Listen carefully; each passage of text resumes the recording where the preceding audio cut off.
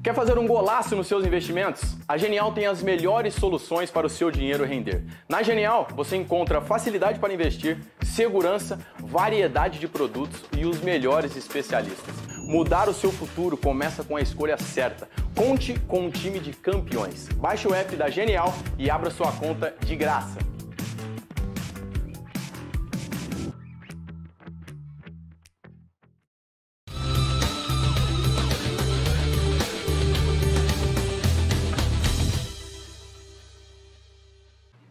Fala aí, pessoal, sejam muito bem-vindos a mais um podcast Genial Analisa. Para você que não me conhece, meu nome é Bruno Rosolini, apresento aqui o programa. Gente, hoje só um disclaimer bem rápido, a gente está gravando esse podcast aqui, então ele está indo ao vivo, mas teoricamente a gente não está ao vivo. Então se você tiver alguma pergunta, alguma dúvida, você pode deixar depois aqui, quando o programa virar vídeo, que a gente volta para te responder, ok?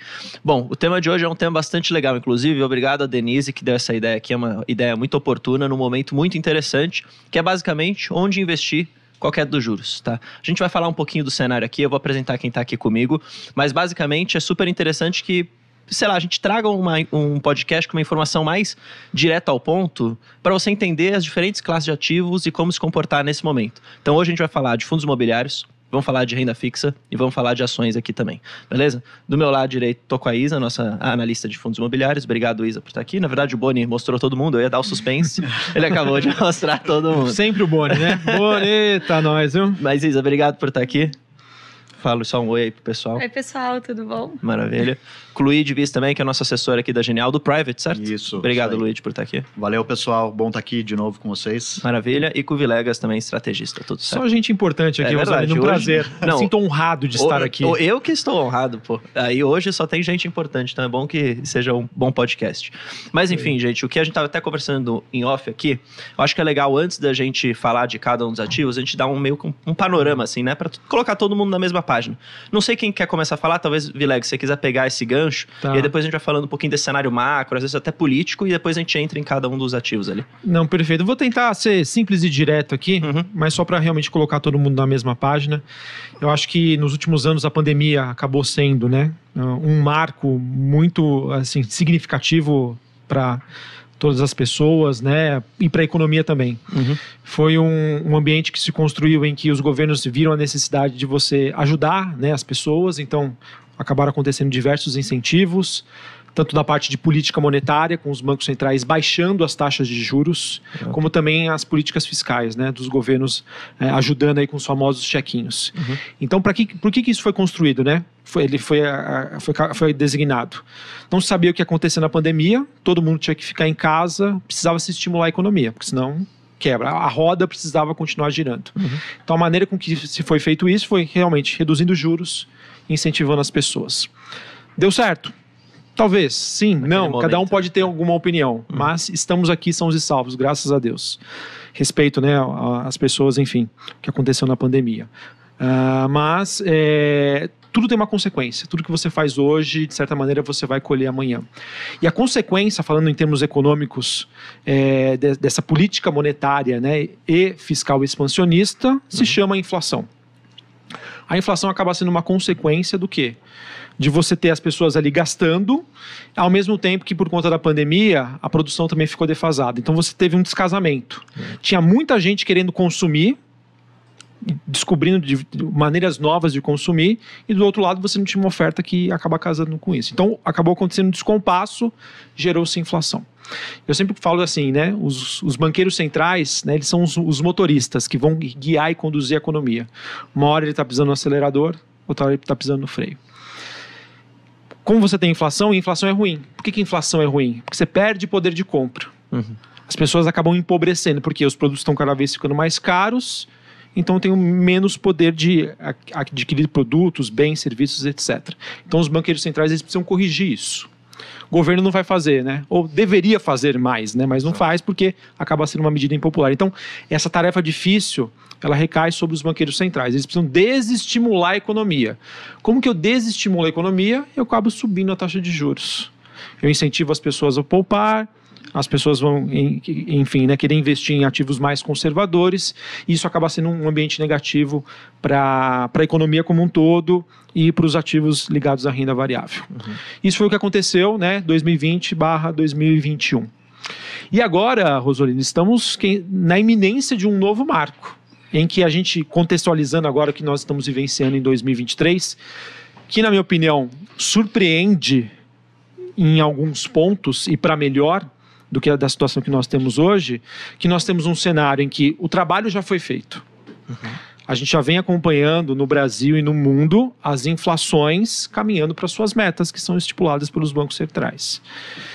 Com a inflação caindo, isso, e obviamente a economia ali tendo seus efeitos, isso abre espaço por quê? Porque os banqueiros centrais que pisaram lá no acelerador em 2020, pisaram no freio final de 21 durante 2022, voltem a querer estimular a economia. Por quê?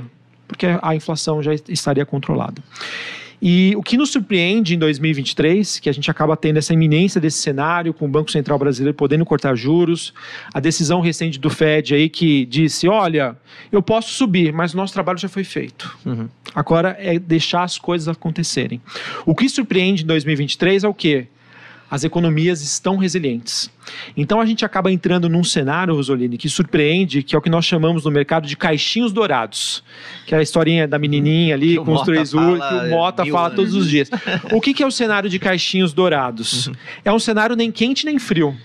É um cenário que você tem uma política monetária ainda contracionista, que é o que nós vivenciamos hoje, né? Então, com juros a 13,75 no Brasil, nos Estados Unidos 5,5 saindo de zero, mas a economia está resiliente. Exato. Cara, é um cenário assim, tipo, dado as condições e levando em consideração que toda a teoria econômica nos diz que se você sobe os juros você vai contrair a economia, cara, tá surpreendente. Então, a gente está vivendo, acho que para ilustrar e para a gente fechar aqui, para eu fechar rapidamente minha primeira parte, acho que a gente está vivenciando isso. Uma iminência de corte de juros mais próxima aqui no Brasil, mas porque a gente começou o trabalho mais cedo. Os juros devem começar a cair, ou pelo menos se manter nesse nível lá nos Estados Unidos pelos próximos meses, pelas próximas reuniões, ao mesmo tempo que a gente ainda não vê a economia sentindo isso, né? Ou grande parte da economia. Tá? Então a gente ainda vê uma certa resiliência e a gente acaba criando aí um ambiente extremamente construtivo para você investir o quê? Em renda variável. Já que você sabe que as taxas de juros vão começar a cair, então isso acaba gerando o que o investidor sempre vai querer buscar, né? Aonde consiga um maior retorno com a maior segurança. Daqui para frente, a renda fixa começa a ficar o quê? Cada vez menos atrativa. Ou ele vai ter mais trabalho para buscar. Sobre a oportunidade, então, para quê? Para ele começar a olhar fundos imobiliários, ações, entre outros. Eu queria até fazer uma pergunta e trazer para o Luigi nessa parte, porque quando a gente viu lá em 2020, quando os juros começou a cair, se cortar, a gente viu a pandemia, juros foi para 2 aqui no Brasil, que é para morte da renda fixa, né? Ninguém mais nunca investiu em renda fixa. Todo mundo falou assim, a renda fixa acabou, então agora vamos para ações. Aí o pessoal foi para tudo para bolsa. Aí deu todo o cenário que você está comentando, os juros começou a subir novamente, pessoal. Não, calma aí, vou sair da bolsa porque agora a renda fixa voltou a viver, agora é muita oportunidade aqui. E o pessoal fez isso. E o pessoal Nos últimos 2 anos saiu completamente da renda variável, os números de fluxo são assustadores. Assim, o dinheiro saiu totalmente da renda variável. Para ir para a segurança, né, da LCI, LCA, CDB. E aí, nesse cenário, assim, dado que agora a gente está vivendo essa contraparte, que os juros vão começar a cair, e de novo o pessoal começa a falar, opa, agora eu tenho que ir para ações, eu pergunto para o Luigi, ainda existe oportunidade boa em renda fixa para se posicionar hoje, onde o pessoal poderia alocar esse capital, visando, às vezes, até aproveitar momentos que o juros ainda está alto, e aí você pode explicar um pouquinho para o pessoal onde existe Luigi, conte pra gente do after. O after da renda fixa. Exatamente. Então, vamos lá. O primeiro ponto importante de dizer é que a renda fixa sempre tem espaço no portfólio, tá? Então a renda fixa nunca morre. Eu acho que o interessante é que a avaliação de qualquer investimento é sempre pela ótica do risco-retorno. Então eu acho que a renda fixa ela acaba sempre tendo um espaço nos portfólios, justamente porque quando você faz essa avaliação de risco-retorno, ainda mais no Brasil, que é um país estruturalmente de juros altos, ela sempre tem um papel interessante. E apesar da gente já estar num estágio, né, onde um pedaço desse movimento de queda de juros já aconteceu, e para o investidor mais leigo isso pode parecer estranho, né? A Selic ainda nem caiu, como é que já foi esse movimento de queda de juros? É porque o mercado antecipa. A gente tem o mercado de juros futuros, que é ele que baliza a rentabilidade dos títulos de renda fixa. E nesse mercado de juros futuros, nesse primeiro semestre do ano, já houve uma redução brutal da expectativa de juros no Brasil para os próximos anos. A gente veio do pior momento ali, acho que foi fevereiro, que o mercado precificava um juros longo a 14%, isso já caiu para 10%. Tá 9 agora, Luigi, para o ano que vem. 9. 9 é a expectativa da Selic Isso, no ano que vem, né? exatamente. Exato. Então essa curva de juros já precifica a Selic chegando em 9 do ano que vem. Então você já teve esse primeiro movimento de redução do juro nominal bastante expressiva, tá? E a gente até, se a gente olhar um pouco o que o Zé Márcio tem de Selic para o ano que vem, a gente acha que de repente até essa queda dos juros pré-nominal talvez possa até ter exagerado um pouquinho. Mas a gente vê ainda muita atratividade na parte de juro real. Tá? Hoje no Brasil você consegue fazer em crédito privado, que é tudo que não é o juro soberano do Tesouro, né? Desde CDB a IPCA mais 7, como debêntures incentivadas, que são isentas, a IPCA mais 6, por exemplo, que no líquido dá até mais do que IPCA mais 7 bruto, né? Então esse juro real para médio prazo ainda está muito interessante. E qual que é se você alonga um pouquinho o teu cenário de avaliação, apesar de a gente estar com uma inflação baixa agora, a gente sabe que no Brasil é um país estruturalmente de inflação alta. E hoje o mercado está bastante otimista. Ele está precificando que a inflação vai ficar baixa. Os juros futuros já tem uma inflação implícita abaixo de 4% para o médio prazo. Então, isso é bastante otimista. E se você começar a fazer também, olhando para o ano que vem, a gente vai ter provavelmente uma pessoa do PT assumindo o Banco Central. Será que a gente vai ter daqui a um ano, um Banco Central um pouco mais resistente a voltar a subir juros, já olhando um pouquinho mais longe, né? A gente vai ter esse ciclo de queda da Selic, que pode trazer ela aqui para casa dos 9%, 10%, mas se de repente no final do ano que vem a gente voltar a ter uma necessidade de subir juros, será que o Banco Central vai voltar a subir juros? A gente não pode ter um cenário onde a inflação volta a subir e a gente tem um Banco Central resistente em subir juros. O que acontece com o juro real? Ele vai ser espremido, né? Então você pode ter um juro nominal que fica parado ali na casa de 9%. Se a inflação voltar a subir, vai espremer esse juro real, que hoje eu consigo pegar opções a 6%, 7%. Entendi. Esse juro real ele pode vir para 3%, para 4%. Então imagina o ganho que você pode ter se você pega um título de médio prazo, de 4 anos, não precisa nem alongar muito, mas aquele efeito, né, do duration, você pega o efeito de um título de 3 anos. Se a gente tiver essa correção, o juro real espremendo muito nesse horizonte de 12 meses, você pode ter um ganho num título de renda fixa, um papel AAA, uma debênture IPCA mais 6 AAA, que você pode ter um rendimento excelente com essa marcação a mercado do juro real. O juro nominal já fechou bastante, mas a gente acha que no juro real você tem um espaço para fechamento não só de curva, como de spread de crédito, que pode te dar um ganho bastante interessante nessa classe. E aí, teoricamente, então, a hora de se posicionar nisso seria agora. Agora, você não seria esperar para acontecer. Assim, você compra um título, vamos fazer uma lógica que você compra um título de 3, 4 anos, você vai ter um carrego que talvez nos próximos 6 meses não seja bom, porque você tem uma inflação um pouco menor. Só que se eu fizer a lógica, eu vou ficar numa LCI de 6 meses, esses próximos 6 meses de CDI alto, e quando vencer, eu vou comprar o meu IPCA. Você não vai ter a oportunidade que você tem hoje, entendeu? Então você tem que antecipar isso. Então eu tenho visto muitos clientes resistentes a essa estratégia de juro real, de comprar se a inflação implícita baixa, porque realmente a inflação corrente está mais baixa. Mas lembrando, até eu falei na última conversa que a gente falou, a inflação média do Brasil dos últimos 20 anos é 6%. Dos anos do governo do PT é 6,4%. Então, eu acho que te dá uma proteção, um risco-retorno bastante interessante você ficar nessa classe juro real. E nesse caso, só para trazer para forma mais prática, como que o pessoal tem acesso a isso? Porque, pelo menos o que eu percebo do pessoal que às vezes assiste aqui o podcast, não sabe muito como, né? Compra uma ação, como compra um FII e tal, mas como que operacionaliza isso? Como que ele encontra esse produto? Então, assim, a primeira coisa que ele pode fazer, se ele é um investidor que mais de carregar a posição, ele não está muito preocupado em movimentar, fazer, digamos, mais trade. Ele quer comprar um CDB e carregar até o vencimento, ele pode comprar um CDB de 4 anos, a IPCA mais 7 na plataforma da Genial. Ele vai lá, entra, faz o login, investir, renda fixa, vai aparecer todos os títulos de renda fixa, ele filtra por títulos de inflação, prazo 3, 4 anos, vai aparecer as opções. Essa é uma forma. Ele pode fazer compra, nessa mesma tela, uma compra de uma debênture incentivada. Aí, como tem risco de crédito, eu gosto de recomendar mais que o investidor faça através de fundo de debênture, porque daí ele pulveriza e delega a seleção de crédito. Lembrando que a gente teve evento Americanas e Light esse ano, né? Super importante. Então, o CDB você tem um FGC que te permite ser um pouco mais leniente com essa questão da gestão do risco de crédito. Mas na debênture é importante, ou você pulveriza bastante, Ou você faz uma carteira hiperpulverizada de debêntures, ou você já faz isso comprando um fundo de debêntures incentivadas, que o fundo vai ter 50 emissores dentro dele. Então, Legal. São as duas também formas. Dá para achar aqui pela plataforma. Vai em fundos, investir fundos, procura fundos de debêntures incentivadas, vai ter um leque bastante grande de opção. Maravilha, maravilha. Viu? A renda fixa não morreu. E nem vai morrer. E nem vai morrer, nem vai morrer. Isso e aqui nem vai morrer. Mas é aquilo, né? Você tem um trabalhinho a mais. Você tem que, pelo que eu entendi aqui, Luiz, você me corrija. Você tem que apostar num cenário mais para frente, de mais médio e longo prazo. E precisa de mais diligência agora para escolher, talvez, né? Sim, do que antes, que você colocava qualquer coisa e te dava uma rentabilidade boa, né? É que nem ações, né? No início do ciclo você compra qualquer coisa que dá certo. É verdade, é verdade. Aí depois, quando o ciclo fica mais difícil, tem que ser mais seletivo. É verdade. O jogo virou, Luigi. É isso aí. Verdade. Mas até também para pegar um pouco desse gancho, falando até do momento de alta de juros. E aí trazendo para a Isa aqui nos FIIs. Porque também falaram que não valia mais a pena investir em fundo imobiliário, quando a taxa de juros começou a subir. Tanto é que, caiu pra caramba todos os FIIs. Acho que não teve um que sobreviveu a essa queda, assim, nesse sentido, né?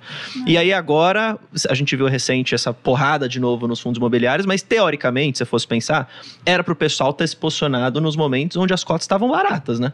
Onde estavam abaixo do valor do patrimônio, enfim, aí você tinha um desconto super, super grande. Agora ainda existe, acredito eu, mas já fechou um pouco essa margem. O que você vê, assim, Isa? O que você acha que tipo de FII, onde você alocaria o capital nesse momento, assim? Os fundos imobiliários, eles sofreram bastante, né? O setor imobiliário, ele é muito cíclico e ele a Selic aumenta, o fundo imobiliário, o segmento imobiliário em si, ele acaba se depreciando, né? Agora, no movimento de queda de juros, se inverte essa tendência, né? Se valorizaram bastante, principalmente pela queda da expectativa de juros futuro, né? Nos últimos, se a gente pegar de abril a junho, subiu praticamente 15% e fixo. Então, foi uma valorização bem expressiva. Isso quer dizer que já está no preço tudo? Não, ainda tem coisa muito barata, né? A gente vê ainda alguns segmentos que estão apanhando, por exemplo, lajes corporativas, escritórios, ainda tem muita vacância em lajes corporativas, justamente porque a gente está saindo de uma pandemia, onde muita gente devolveu lajes, né? A gente ainda tem aí um home office ou um modelo híbrido que ainda vem ali, então uma empresa consegue segurar uma expansão. Então, é um segmento que ainda tem bastante valor para destravar, né? A gente vê também shoppings que estão super descontados, justamente porque ainda tem um que é ali de varejo, então juros altos acaba inibindo um pouco o consumo e ali os shoppings ainda estão, já se recuperaram bastante, a gente vê altas vendas bem mais expressivas do que a gente tinha lá em 2020, comparando com 2022, ainda tem um aumentozinho, tá? As vendas ainda estão crescendo, mas ainda está uma coisa um pouco mais controlada, né? O consumo ainda está...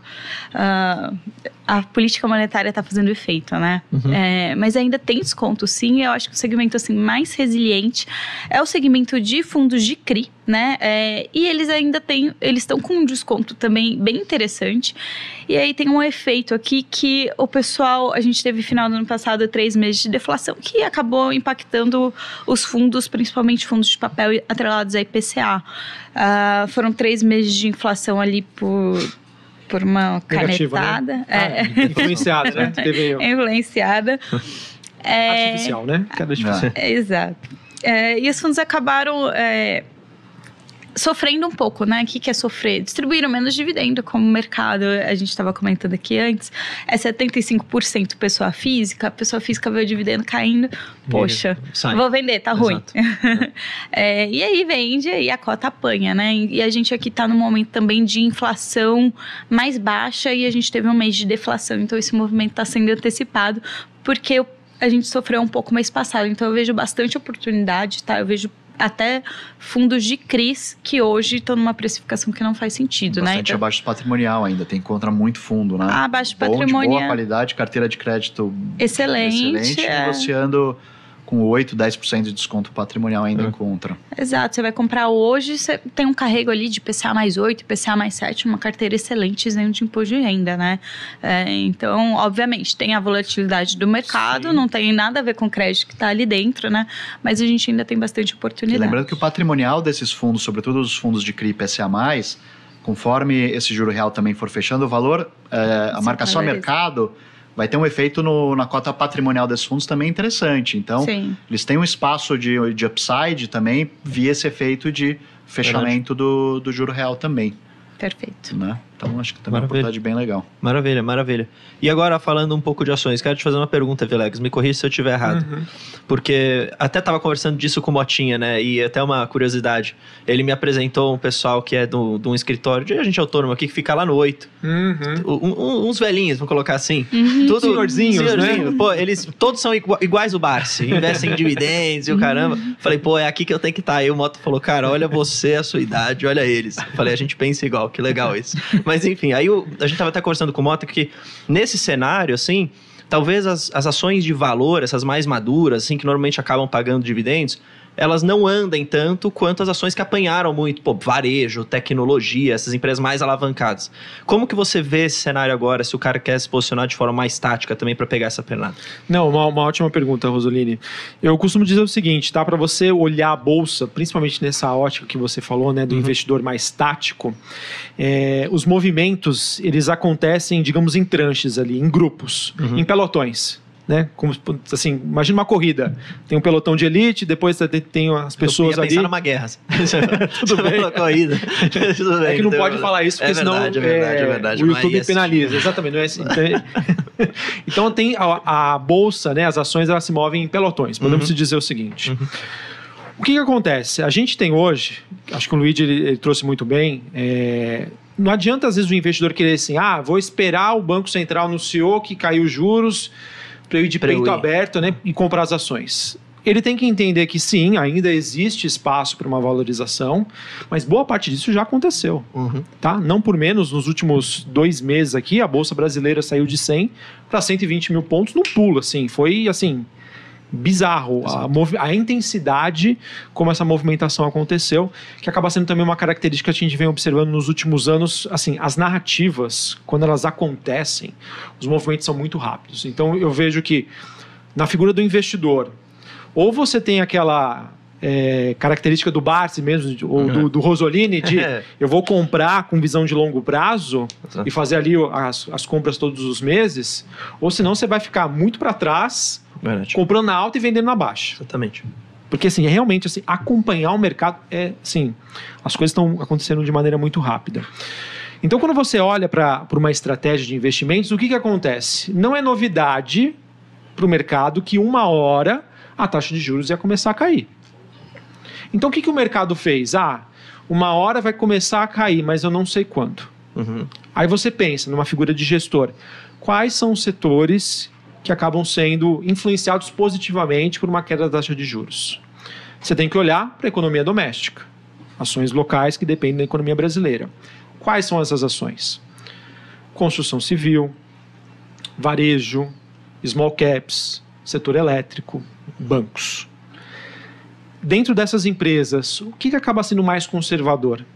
O que é ser mais conservador nesse sentido? Se a taxa de juros começar a cair, legal, sou beneficiado, mas se dá uma dor de barriga, eu não vou ser tão penalizado. Quais são esses setores? Quais são essas empresas? Bancos e elétrico. Então, se a gente olhar para o desempenho dessas ações, finalzinho de 2022, comecinho de 2023, foram as ações que melhor performaram. Com o mercado antecipando, sem ainda aquele viés de que, poxa, agora as coisas vão acontecer, mas querendo ter esse tipo de exposição. Exato. Quando a gente chegou ali para abril, maio, que a gente teve tipo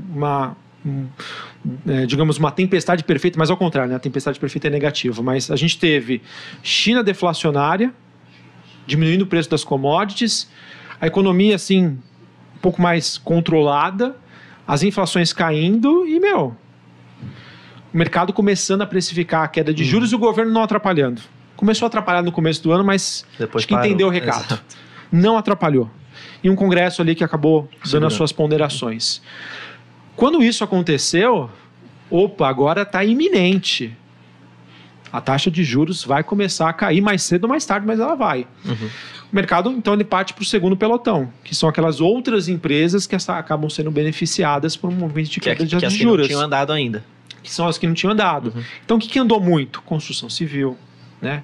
Varejo, as empresas de menor capitalização, que são empresas alavancadas, mas mesmo assim têm boas histórias. Então, essas empresas, elas começam a andar.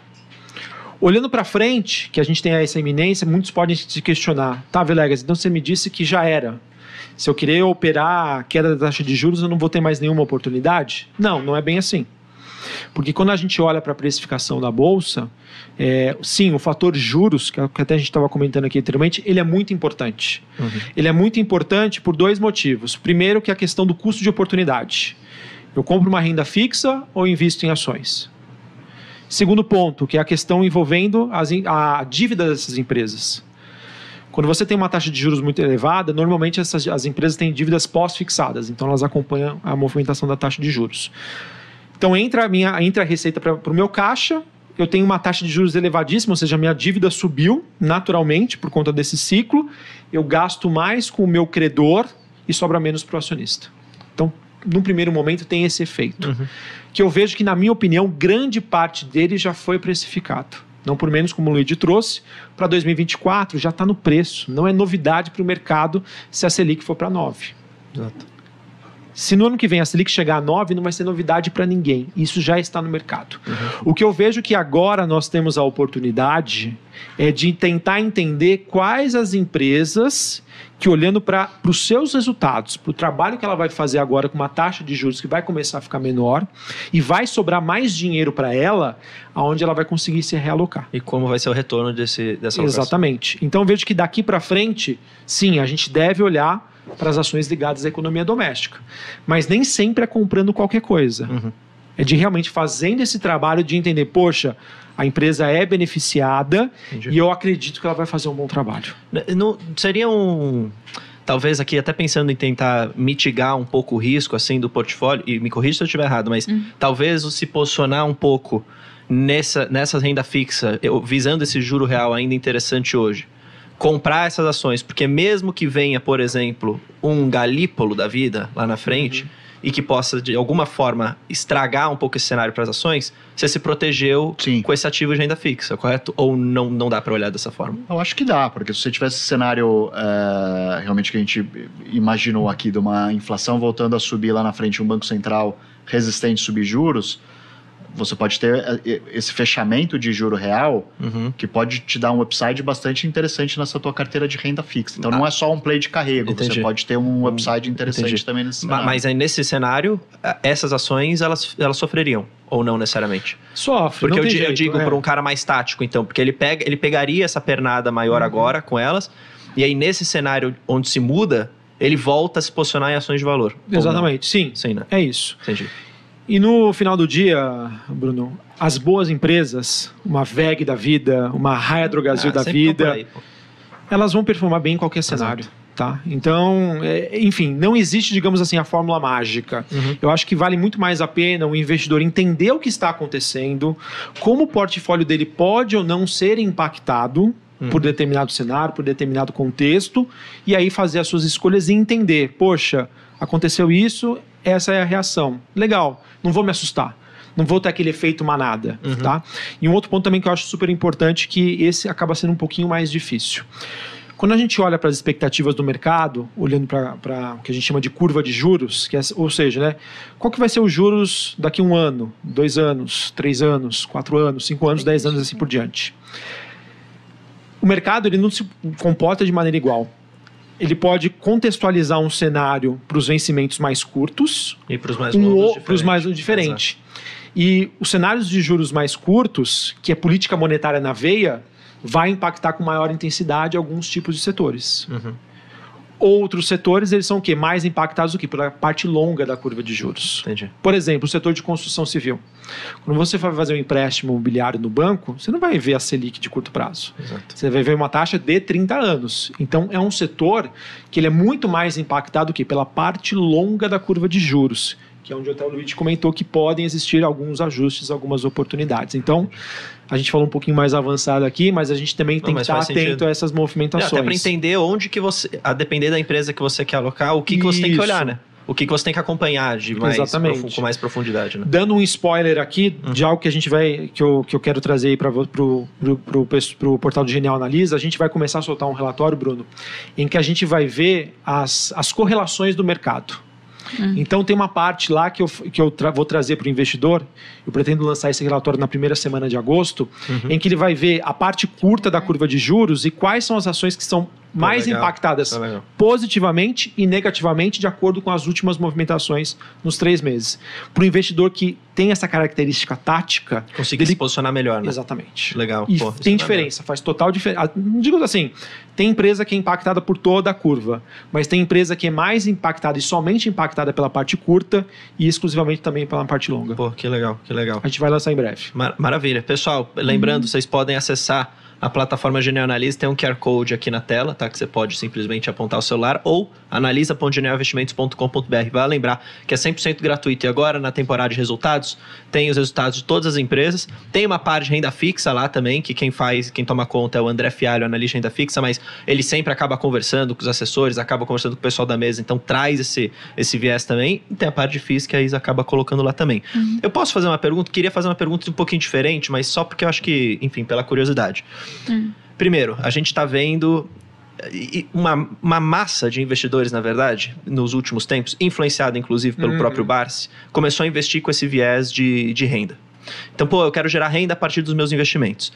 Pelo Barsi, você faz isso 100% com ações. Só que não é a única maneira de fazer. Você consegue fazer via fundos imobiliários, porque paga, inclusive, mensalmente. Isso até para o investidor iniciante pode ajudar a entender um pouco essa estratégia. Mas também existe renda fixa que paga cupons, que, enfim, distribui ali de forma periódica, que também é uma renda passiva, se você for pensar. Exato. E aí eu queria perguntar para todos vocês, assim, se fosse criar hoje uma carteira visando receber esses rendimentos, assim, obviamente escolheria FIIs, mas quais que você acha melhor para esse sentido? Se tem alguma renda fixa que o investidor pode escolher, e aí o Villegas pode dar esse palpite também nas ações, porque acho que é legal, e o pessoal tem perguntado demais aqui sobre isso, e não é à toa que a gente tem feito vários programas assim.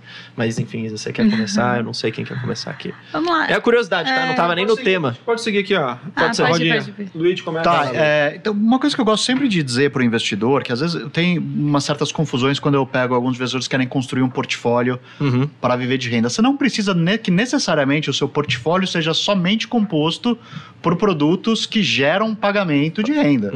Porque se você monta uma carteira que você tem uma liquidez em alguma parcela dela que te permite fazer resgates mensais... Que se tornaria esse rendimento. Então, eu sempre... Isso é uma resistência, que às vezes o cliente fala assim, não, eu quero montar uma carteira de renda, então ele pensa que tem que ter somente produtos de geração de renda.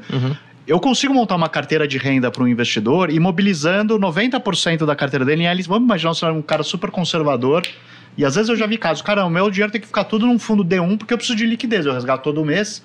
Mas peraí, você precisa de liquidez para aquela parcela que você resgata todo mês, né?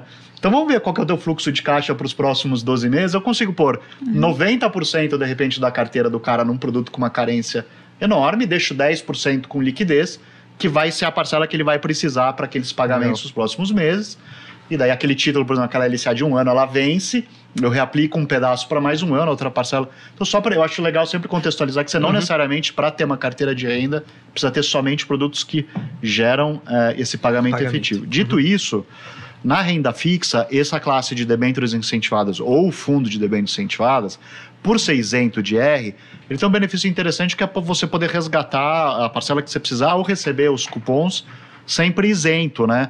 Que é uma coisa que, por exemplo, quando você compra uma NTNB de juros semestral, os primeiros 2 anos você acaba sendo penalizado porque você paga uma alíquota de R bem maior, né? Então, eu acho interessante você construir essa tua carteira de renda na renda fixa com os produtos incentivados, sobretudo para você não ter essa penalidade de acabar pagando um imposto no teu saque ou alíquotas maiores no curto prazo. Então, você pode montar uma carteira de renda mesmo num fundo que não paga esse cupom. Você pode resgatar mensalmente do teu fundo de debêntures incentivados. Ele tem liquidez para você fazer o resgate. Normalmente são fundos D30. Só que você não paga IR. Então você pode resgatar você pode movimentar livremente. Você não tem penalidade, não tem ônus nenhum para movimentar. Entendeu? Então, e aí essa ajuda em você explicar para o investidor esses ativos, vocês fazem aqui. Os assessores sempre, exato. Todo investidor da Genial tem acesso à assessoria.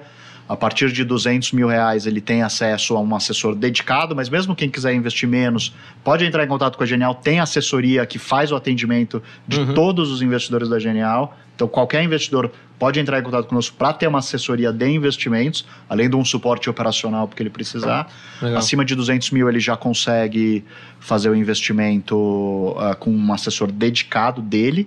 E acima de 2 milhões, ele pode estar na nossa área private para ter um relacionamento mais eu acho legal. exclusivo Então também. o Boni já pode ser cliente private, é isso? É isso mesmo? O Boni tá ali feliz já fazendo a conta ali. Mas olha, é uma coisa legal isso que você falou, porque pelo menos uma visão que eu tenho, e talvez possa ser assim de muitos investidores iniciantes que estão chegando aqui, inclusive conhecendo a Genial, porque às vezes fica parecendo que a renda fixa é inacessível, assim, eu acho. Parece que a renda fixa acessível é você colocar no Tesouro Selic ou no Fundei. Parece que é isso. E esses outros produtos que você está falando, que podem trazer uma rentabilidade gigantesca, especialmente se você carregar ele por muito tempo, Sim. às vezes, parece que fica meio, tipo, atrás das cortinas, assim. Então é bom isso que você está falando, porque o pessoal pode entrar em contato e pode conseguir montar um portfólio, às vezes com uma relação risco-retorno mais interessante do que se ele só fizesse, por exemplo, com as ações que ele acha que existe. Esse é o objetivo. Ponto que eu acho importante, só dando um adendo aqui, eu acho que assim, a gente teve uma evolução muito grande no mercado nos últimos anos, né? Que realmente as pessoas começaram a investir. Exato. Só que eu vejo que sim, as pessoas estão investindo mais, mas falta o que ele falou, planejamento financeiro. Eu concordo. Planejamento. É isso. Falta isso. Também acho. Tá? Eu acho que quando a gente chegar ainda nesse nível, poxa, aí vai ser o cenário perfeito. Muito legal, as pessoas já começaram a investir, mas falta essa veia aí de tipo, eu posso ter uma carteira de renda com renda fixa, mas não precisa ser totalmente de renda. Porque é aquilo, eu posso perder a oportunidade, porque essa característica ela acaba sendo mais defensiva. Então, às vezes eu tô deixando de lado um título que lá na frente vai me render algo muito maior, porque não, eu vou me prender que eu quero essa característica de renda. Então, planejamento financeiro é super importante. Eu acho que, a minha opinião é que eu acho que isso vai mudando, porque quando a gente teve, na verdade, a maioria das pessoas vindo para investir mesmo, quando a gente teve juros a 2, grande parte dessas pessoas não vieram com aquele viés de, cara, eu sou um investidor mesmo. É aquele cara que tinha, às vezes, parado numa poupança e falou, meu Deus, e agora a minha grana parada aqui? Tem que ir para lá. Nem sabia muito o que estava fazendo. Só que eu acho que à medida que o tempo vai passando e as pessoas vão se acostumando com isso, acho que cria meio na mentalidade das pessoas de se tornar investidor. E aí, se tornar investidor significa o cara planejar a vida dele para frente, olhar para o futuro, olhar para os filhos, para os netos. E aí, acho que traz isso que o Luigi tá falando. Pô, vamos planejar, senta aqui com o assessor. Isso. E as pessoas vão atrás desse produto. Não é à toa que tem crescido pra caramba essa procura. Não é à toa que tem crescido a própria área da Genial aqui de assessoria, né? Isso tem ajudado. Mas, Isa, agora eu queria trazer... Muita gente fala, né? Pô, vou investir em FIIs porque gera renda mensal. E aí, o que é bom nesse sentido? Não, vamos... Será que vai lhe dar um contexto aqui, né? Vai. O fundo imobiliário, ele investe em imóveis, né? Esse imóvel recebe um aluguel todo mês e esse aluguel ali, descontado dos custos do fundo, ele é obrigatoriamente distribuído dentro do mês, tá? Normalmente. A obrigação do fundo imobiliário é distribuir 95% do resultado caixa dele dentro do semestre, mas tem um acordo de cavalheiros que se distribui todo mês ali, tá? Por isso que fundo é muito buscado para renda, porque você pode contar ali todo mês com o dividendo sendo pago. Tá? Eu particularmente tenho uma estratégia específica para quem quer renda de fundo imobiliário, tá? Então são fundos mais tranquilos, que não vai ter nenhuma surpresa, que os dividendos ali tem a perspectiva de ser constante, obviamente. Às vezes tem atraso, às vezes tem uma multa que demorou mais para ser paga ali. E aí acaba impactando um pouco o dividendo no mês a mês, mas você vai ver que é muito mais constante. Eu tenho vários que eu gosto. Semana que vem já sai a nova carteira, né? Dia 1º de agosto, eu já libero a carteira recomendada com algumas alterações, mas alguns fundos que eu gosto bastante. RBRR é um fundo de papel, né? De CRIs. São CRIs de excelente qualidade, com garantia real, a maioria da garantia em São Paulo, então a gente vê assim em regiões como Faria Lima, Pinheiros, regiões prime com muita liquidez. Então, se eu tiver algum evento de crédito dentro desses papéis, muito facilmente eu consigo executar a garantia e vender no mercado ali e reavendo todo o dinheiro que eu tinha emprestado, né? Que CRI nada mais é do que você emprestar o dinheiro com uma garantia esperando um fluxo ali de recebimento no mês a mês, tá? Então eu gosto bastante desse fundo. Outro fundo que também gosto do HGRE, que é um fundo, A HGRU eu também gosto, tá? Mas eu queria falar da HGRU, que é um fundo de renda urbana. Ele tem várias lojas, big box, né? Varejo big box, como Açaí, por exemplo, tá? Contratos atípicos, na grande maioria. Então, também, contrato atípico é aquele contrato que o inquilino se compromete a ficar 10 a 15 anos. Ali, se ele vier a quebrar esse contrato durante o período de atipicidade, ele é obrigado a pagar como multa todo o restante do contrato que ainda tem em aberto, tá? Então, é um fundo com um fluxo muito constante, tá? Previsível, né? Muito previsível. E a gestão tem feito também ela consegue gerar valor, então ele entra tanto para quem quer renda quanto para quem busca valor, que ele consegue também vender ali os ativos, gerando um certo ganho de capital. Então quem acompanha ali mais de perto tem visto que ele tem feito uma série de vendas, principalmente de lojas pernambucanas, gerando um valor muito acima do que está marcado em laudo. O laudo é o valor patrimonial, tá? Então ele tem conseguido gerar bastante valor para quem gosta também de ver a cota andando, né? E recebendo também parte desse ganho de capital durante o período, né? Boa. Lembrando só, pessoal, que ela comentou aqui da carteira, e na carteira tem essa distinção, né? Que é a carteira valor, que é quem busca essa valorização da cota, certo? E Isso. essa renda, que é quem busca mais essa questão do dividendo. Não que não tenha valorização também, que pode acabar acontecendo, certo? Sim. Maravilha. E Vilegas, eu queria perguntar para você aqui, visando um pouco dessa estratégia, quais ações você olha, qual vocês acham que é interessante nesse sentido? Não, legal. Assim, só para também curiosidades aqui, assim, qual que, por exemplo, como eu já disse, né, você tem diversas maneiras de você, através dos investimentos, conseguir renda. Você tem a parte de renda fixa, que de todas, obviamente, é a mais previsível. Exato. Ali na hora que você faz o investimento, você já tem contratado aquilo. Então, isso acaba gerando uma segurança muito boa. Você tem os fundos imobiliários, que você também tem essa previsibilidade, mas com algumas mudanças que vai depender do quê? Da gestão do fundo, da renegociação dos contratos, né? Que isso você pode ter esses upsides. Ou seja, você tem um pouquinho mais de emoção. E quando você joga para as ações, essa emoção ela é um pouco maior. Exato. Tá? Por que eu falo isso? Inclusive, até uma fala do Barsi que justifica porque ele fala que ele investe em ações. A grande diferença de você investir em ações é porque você tem, digamos, o fator capital humano, ou seja, daquela empresa conseguir gerar mais riqueza no decorrer dos anos. Então, se você começou com uma determinada distribuição de dividendos, uma empresa boa é aquela empresa em que os lucros vão aumentar e que, por consequência, Exato. Os dividendos eles vão aumentar. Então, pensem sempre o seguinte, quando você tem uma carteira ali que você vai colocar boas ações para receber essa renda, esses dividendos, ele tem esse plus a mais, de você saber que vai ter, para boas escolhas, você vai conseguir ter esse ganho adicional acima do fundo imobiliário e da renda fixa. Nada de graça. Né? Obviamente o mercado de ações é muito mais volátil, quando o mercado se estressa, Exato. Cai tudo. Partindo desse pressuposto que eu acho que é super importante, o que faz uma empresa distribuir dividendos? Ela distribui porque ela é legal e ponto final? Não. De certa maneira, uma empresa ela distribui dividendos porque é a maneira com que ela entende que ela vai chamar a atenção do investidor. E por que ela tem que chamar a atenção do investidor? Por que ela vai remunerar o seu acionista? Porque às vezes ela chega num momento de estágio da vida dela que ela não tem muito mais para onde crescer.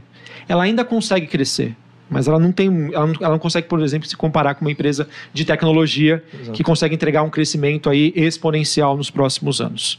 Então a maneira com que ela faz é o seguinte, eu vou ter uma boa gestão aqui do meu portfólio, dos meus serviços, e eu vou remunerar bem esse meu acionista para ele sempre estar comigo. Normalmente, então, seguindo esse pressuposto, quais as empresas que tendem a mais pagar dividendos? Aquelas empresas que conseguem ter mais previsibilidade. São as empresas, normalmente, do setor elétrico, né, principalmente o setor de transmissão, que são contratos ali de 20, 30 anos, então você consegue ter uma previsibilidade. Tem o setor de seguros, né, que acaba sendo um mercado em que as empresas elas recebem no começo, né, a pessoa quando contrata o seguro, ela faz ali o pagamento e depois no final vê ou não o que aconteceu. E os grandes bancos. Bancos também, pelo tamanho que essas instituições têm no Brasil. E um outro nicho de empresas, que às vezes até as pessoas não comentam aqui, mas que são ótimas pagadoras de dividendos, mas tem um porém aqui, que são as empresas ligadas às commodities. É verdade. As empresas ligadas a commodities, se a gente parar para pensar, se você olhar em qualquer tabelinha aí de quem pagou mais dividendo, foram as empresas ligadas a commodities. Olha a Vale, olha a Gerdau, olha a Petrobras, pô. Mas qual que é o porém dessas empresas ligadas a commodities? Cíclico. Elas vão depender do ciclo. Então, a empresa ligada a commodity, petróleo, ela tem uma capacidade ali de investimento. Ela faz, obviamente, todo um estudo, ela mostra isso para o acionista, mas ela parte do momento em que ela tende a investir quando o mercado está ruim. Quando o mercado está muito bom, ela deixa de investir e ela tem um excedente de caixa muito grande. Exato. Então, a maneira com que ela faz, sabendo que ela não vai conseguir exponencializar o crescimento dela nos próximos anos, ela distribui isso na forma de proventos. Tendo esse raio-x, tá? Para o investidor que é conservador, faz o arroz com feijão. Setor elétrico ali, seguradoras e bancos.